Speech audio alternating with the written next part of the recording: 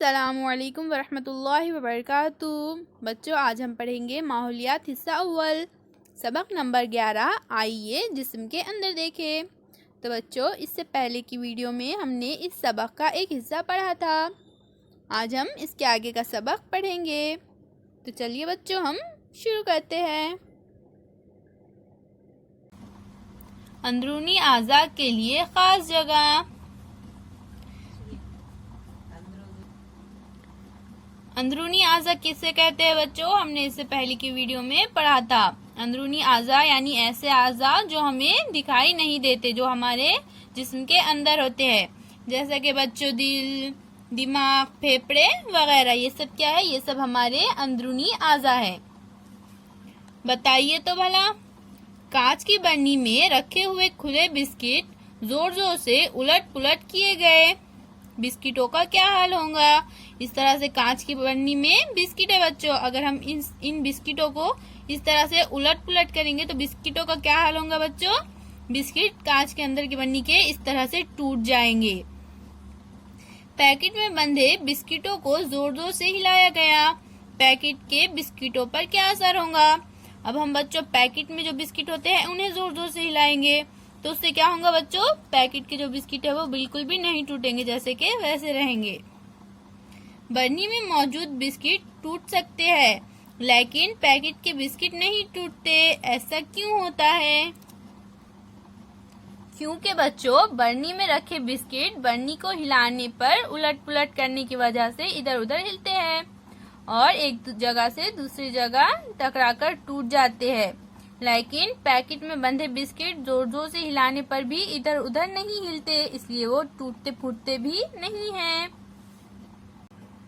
जिस्म के अंदर के अहम काम करने वाले आज़ा का महफूज रहना जरूरी है।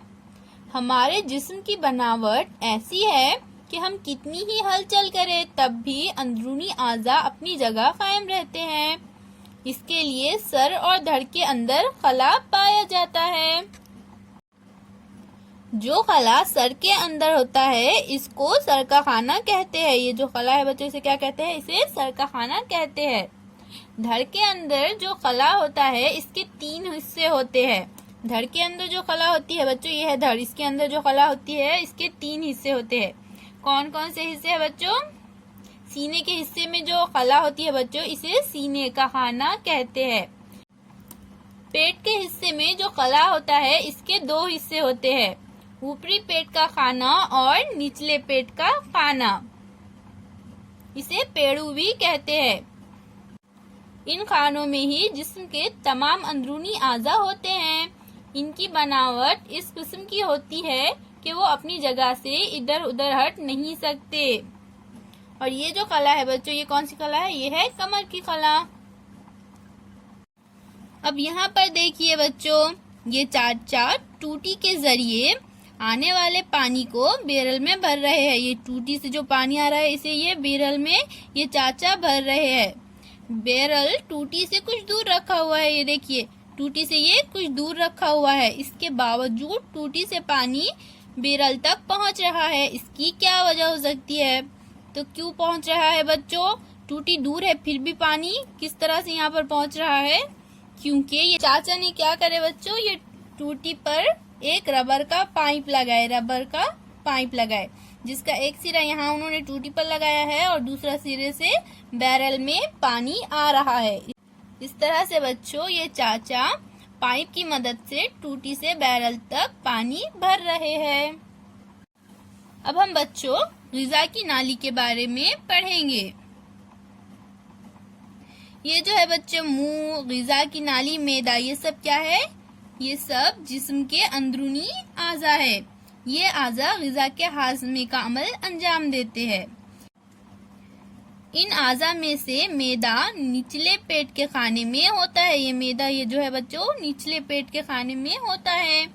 मुंह का नेवाला मैदे तक पहुंचाने के लिए सीने के खाने में एक नली होती है, जिसे ग़िज़ा की नाली कहते हैं। ये जो नली होती है बच्चों, इसे क्या कहते हैं? ग़िज़ा की नाली कहते हैं। हम खाना खाने के लिए मुंह का इस्तेमाल करते हैं। ज़बान की वजह से हमें ग़िज़ा का जायका मालूम होता है। हम दांतों के जरिए ग़िज़ा चबाते हैं। इस दौरान इसमें लुआब दहन शामिल होता है, जिसकी वजह से मुंह में निवाले का गीला गोला बन जाता है, जिसे आसानी से निगला जा सकता है। चबाया हुआ निवाला ग़िज़ा की नाली में जाता है। हम जो निवाला चबा लेते हैं बच्चों, फिर वो कहाँ जाता है? ये ग़िज़ा की नाली में जाता है। ग़िज़ा की नाली की दीवार लचकदार होती है। ये जो ग़िज़ा की नाली की दीवार होती है बच्चों, कैसी होती है? लचकदार होती है।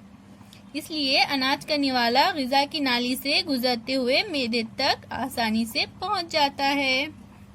तो बच्चों, मुंह से निवाला जाता कहाँ जाता है? ग़िज़ा की नाली में जाता है, और फिर ग़िज़ा की नाली से ये निवाला कहाँ जाता है? मैदे तक आसानी से पहुंच जाता है। ग़िज़ा का सफर मुंह से शुरू होता है। पेट के ऊपरी खाने के अंदरूनी आज़ा की मदद से ग़िज़ा हजम होती है। ग़िज़ा का गैर हजम और बेकार हिस्सा मक़अद के जरिए फुज़ले की शक्ल में जिस्म से बाहर खारिज हो जाता है। यहाँ जिस्म में ग़िज़ा का सफर खत्म होता है। मुंह से मक़अद तक एक नाली जैसे रास्ते से ये सफर होता है।